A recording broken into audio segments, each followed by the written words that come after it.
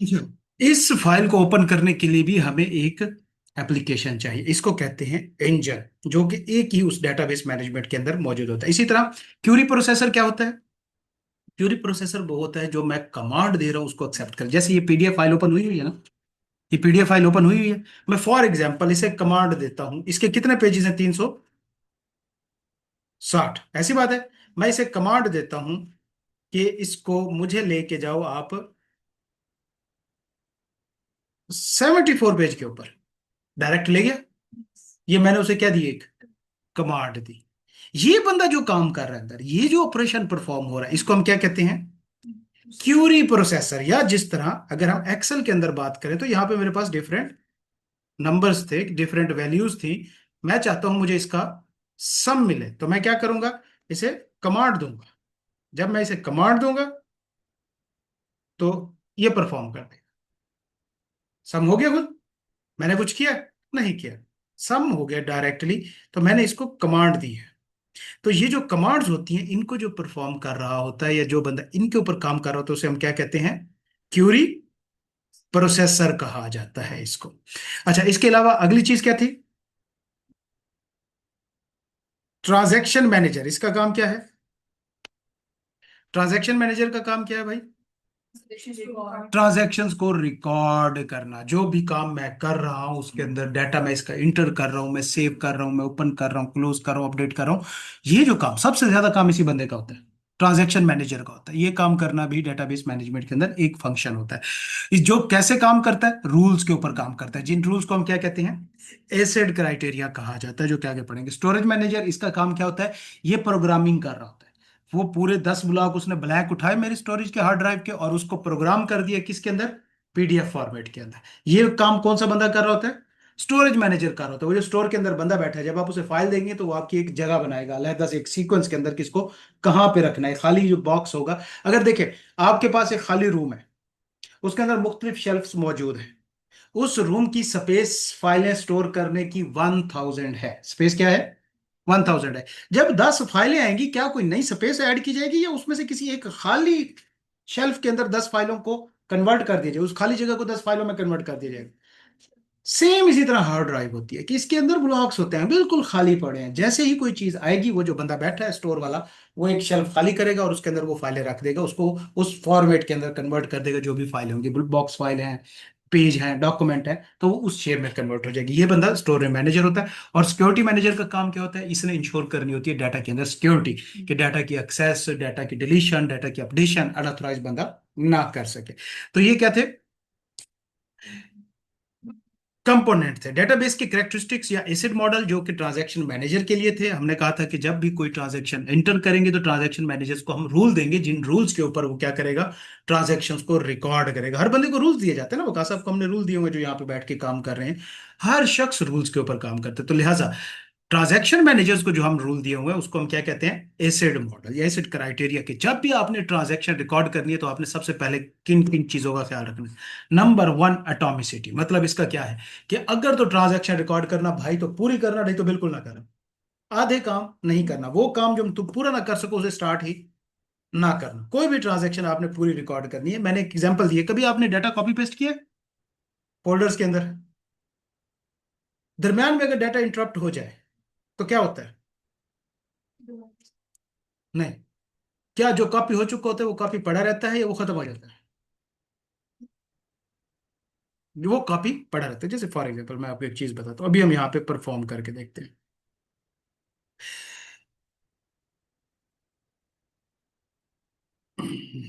क्या है भाई ये? क्या चीज है? अच्छा, डोनट्स, नहीं नहीं नहीं, इस पे तो काम करना है हमने भी। जैसे ये मेरे पास सारा डाटा है, ठीक है, मैंने इसको कंट्रोल सी किया, और मैं एक नए फोल्डर के अंदर इसमें से कुछ डाटा लेके जाना चाहता हूँ। ऐसी बात है, एक नया फोल्डर बनाया, इसको मैंने ओपन किया और मैंने यहाँ कंट्रोल वी किया। ओह, ये तो वक्त से पहले ही आ गया। नहीं, कोई बड़ी फाइल लेके आते हैं, कोई बड़ी फाइल लेके आते हैं जिसको टाइम लगे डिलीट करने में या कॉपी होने में। मैं कहीं और से कुछ चीज़ें उठाता हूँ, इधर चलते हैं, और फिर मैं चलता हूँ डी के अंदर। और जैसे ये दो तीन चीज़ें हैं, इसको मैं यहाँ से कॉपी करता हूँ, और इसको मैं ले जाता हूँ हमारा नया फोल्डर, किधर गया, DSR, इसके अंदर नया फोल्डर है, इसके अंदर मैं पेस्ट करता हूँ इसे। ओके, स्पेस कम है। और भाई हो जा, कुछ तो हो जा, मैं कुछ साबित करना चाह रहा हूँ, दिखाना चाह रहा हूँ। चले, मैं सिर्फ इसको करता हूँ कॉपी, मे बी इसकी स्पेस काफ़ी हो। इसके अंदर ले आता हूँ, इधर पेस्ट करता हूँ, कैलकुलेटिंग स्पेस।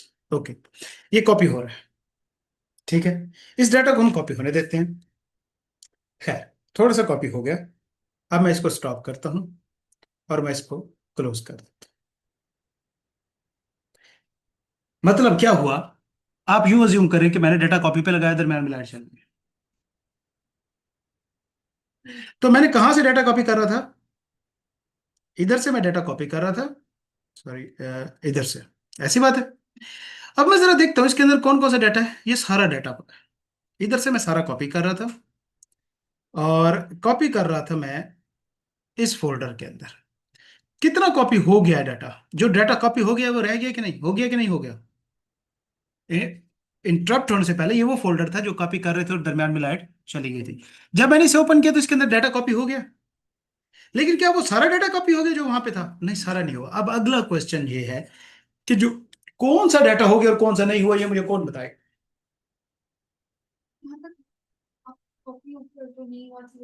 मुझे बताए ना, कि मैं, चले मैं उसी फोल्डर में जाता हूँ जो मैं कॉपी कर रहा था।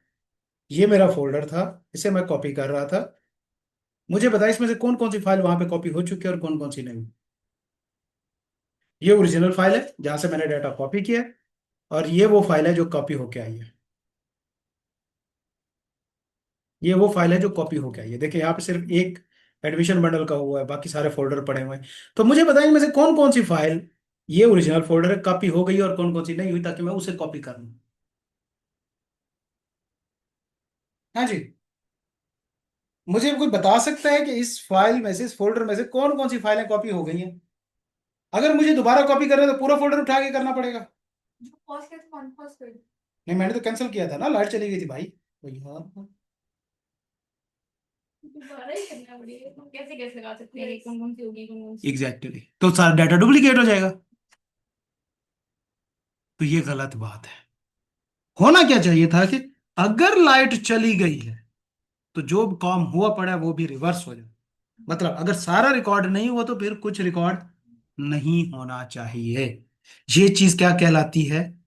एटॉमिसिटी, जो कि इस सिस्टम के अंदर नहीं है, डेटाबेस मैनेजमेंट सिस्टम के अंदर मौजूद है। इसके अंदर भी मौजूद है। अब वो कैसे मौजूद है मैं आपको दिखाता हूँ, वो कैसे मौजूद है।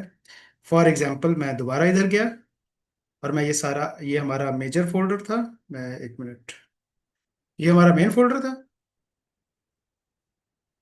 हाँ, ये हमारा मेन फोल्डर है। इसे मैं कॉपी करता हूँ, और वो जो हमारा फोल्डर था जिसके अंदर हम कॉपी कर रहे थे, इसके अंदर कॉपी कर रहे थे। जब मैं पेस्ट करूंगा यहाँ पे, तो यहाँ पे पेस्ट होगा। और साथ में एक और मसला आएगा, अब जो जो फाइल ऑलरेडी यहाँ पे मौजूद है, वो फाइल है वो निकाल के दे देगा कि भाई ये ऑलरेडी यहाँ पे मौजूद है, डुप्लीकेट हो जाएगी।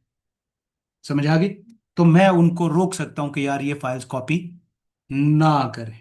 समझ आ गई बात? अच्छा, इसी तरह, चले, ये हो गया। मैं फिलहाल इसे कैंसिल कर देता हूँ, आपको समझाने के लिए था। ये चीज एटॉमिसिटी कहलाती है। अगली चीज क्या है? कंसिस्टेंसी, कि डाटा उस फाइल के अंदर सारा कंसिस्टेंट होना चाहिए। मतलब ये जो मेरी लाइन है, अगर ये अमाउंट का कॉलम है तो इसके अंदर तमाम डाटा डिजिट्स की फॉर्म में होना चाहिए, वर्ड्स की फॉर्म में इसके अंदर डाटा मौजूद नहीं होना चाहिए। कंसिस्टेंसी होनी चाहिए। अगला फीचर क्या है भाई? कंसिस्टेंसी के बाद आइसोलेशन, मतलब ensure that multiple transactions multiple भी एक टाइम होंगी, लेकिन होनी किस में चाहिए? तरतीब में, सीक्वेंस में होनी चाहिए। ऐसा नहीं है कि चौथे नंबर वाली ट्रांजैक्शन फर्स्ट नंबर पे परफॉर्म कर दे, हमेशा सीक्वेंस में परफॉर्म करेगा। और उसके बाद ड्यूरेबिलिटी, के वंस आपने एक बार ट्रांजैक्शन डाटा के अंदर रिकॉर्ड कर लिया, डाटा स्टोर कर लिया, तो अब कुछ भी हो जाए आप वो डाटा डिलीट नहीं कर सकते। वंस अगर आपकी ट्रांजैक्शन गलत गलत रिकॉर्ड हो गई है, तो आप उस ट्रांजैक्शन को डिलीट नहीं कर सकते। हाँ, उसे रेक्टिफाई एंट्री पास करके ठीक कर सकते हैं, लेकिन डिलीट नहीं कर सकते। तो ये ड्यूरेबिलिटी है जिसके ऊपर डेटाबेस मैनेजमेंट सिस्टम काम करता है। जो भी ट्रांजैक्शन मैनेजर ट्रांजैक्शन रिकॉर्ड कर रहा होता है, उसके सामने ये चार रूल्स होते हैं: atomicity, consistency, isolation and durability. ये उसके एडिशनल कैरेक्टरिस्टिक्स क्या है? कि भाई डेटाबेस के अंदर जो भी आप चीजें या डाटा स्टोर कर रहे हो, वो हमेशा लिंक होना चाहिए एक दूसरे के साथ, टेबल्स की फॉर्म में होना चाहिए। जैसे फॉर एग्जांपल अगर मैं बात करता हूं, हम एक टेबल बनाते हैं, लास्ट टाइम जो हमने टेबल्स बनाई थी उस तरह की एक टेबल्स बनाते हैं। Student ID, name, contact number, ऐसी बात है। ये हमारी एक टेबल है। स्टूडेंट आईडी 1 2 3 4, नेम कर देते हैं ABCD, कॉन्टैक्ट उसका एन कुछ भी हो सकता है, ये कॉन्टैक्ट है उसका, ठीक है। ये हमारी एक टेबल है स्टूडेंट टेबल, इसका नाम क्या है? स्टूडेंट टेबल, जिसके अंदर क्या है? स्टूडेंट की इंफॉर्मेशन है, ऐसी बात है। अब हर स्टूडेंट कुछ ना कुछ सब्जेक्ट्स के अंदर इनरोल्ड है, ऐसी बात है, किसी ना किसी प्रोग्राम के अंदर इनरोल्ड है, जैसे कि स्टूडेंट आईडी। अब हम ये बना रहे हैं प्रोग्राम और सब्जेक्ट, ठीक है। स्टूडेंट आईडी कहां से आ जाएगी? स्टूडेंट टेबल से, ऐसी बात है। जब मैं ये करूंगा तो मैंने यहाँ पे लिख दिया, ठीक हो गया। ये मेरी स्टूडेंट आ गई। अब प्रोग्राम से के स्टूडेंट वन जो है, प्रोग्राम सीए के अंदर है, ये एससीए के अंदर है, ये पीआरसी के अंदर है, ये पीपी के अंदर है, और इसी तरह सब्जेक्ट इसका कोई भी हो सकता है, कैफ वन हो सकता है, कैफ एससीए में FA2 हो सकता है, पीआरसी में ITO हो सकता है, और यहाँ पे भी कुछ हो सकता है। ये सब्जेक्ट्स है। ये अब किस चीज की टेबल है? ये प्रोग्राम की टेबल है, या सब्जेक्ट्स की टेबल है। अब ये दो टेबल्स के अंदर डाटा सेव है। अच्छा, यहाँ पे क्या स्टूडेंट नेम वाला पोर्शन होना चाहिए? स्टूडेंट नेम का सेल होना चाहिए शीट के अंदर? नहीं, क्योंकि स्टूडेंट आईडी मौजूद है। फॉर एग्जांपल अगर मैंने देखना भी है स्टूडेंट आईडी, ये कौन सा स्टूडेंट है, तो मेरा इसका और उस टेबल का लिंक है। आप जरा देखें, डायरेक्ट पहुंच गया मैं वहां पे। मैंने लिंक, जब मैंने इसको शीट बना रहा था तो मैंने दोनों शीटों के दरमियान में क्या किया था? लिंक क्रिएट किया था। दो टेबल्स के दरमियान मैंने लिंक क्रिएट किया था। तो जैसे ही मैं वो करूंगा, ये देखें, ये दरमियान में मैं मूव कैसे कर रहा हूं ये आपको समझ नहीं आएगा, लेकिन बहरहाल दोनों टेबल्स में लिंक है, तो मुझे कोई जरूरत नहीं। मैं देखना चाहता हूँ स्टूडेंट नंबर 3 कौन सा है, मैं इस पे करूंगा और वो देखें स्टूडेंट नंबर 3 का नाम क्या है, C, और कांटेक्ट नंबर क्या है, 2। ऐसी बात है, मैं देखना चाहता हूँ स्टूडेंट 3 कौन से प्रोग्राम के कौन से सब्जेक्ट का है, तो मैं सीधा यहीं पे रख के ये प्रेस करूंगा और ये मेरे पास आ गया, पीआरसी में और ITA में। तो लिहाजा डेटाबेस के अंदर जो भी डाटा सेव होना चाहिए, ये वाला आपने एग्जांपल जहन में रखनी है, आगे बहुत लंबी बहस है इसके ऊपर। ये relational database model data store करने का तरीका कार है। जब रिलेशंस आप बनाते हैं तो ये एक वाइडली यूज डेटाबेस मैनेजमेंट के अंदर एक एस्पेक्ट है उसका। तो लिहाजा इसे जहन में रखना।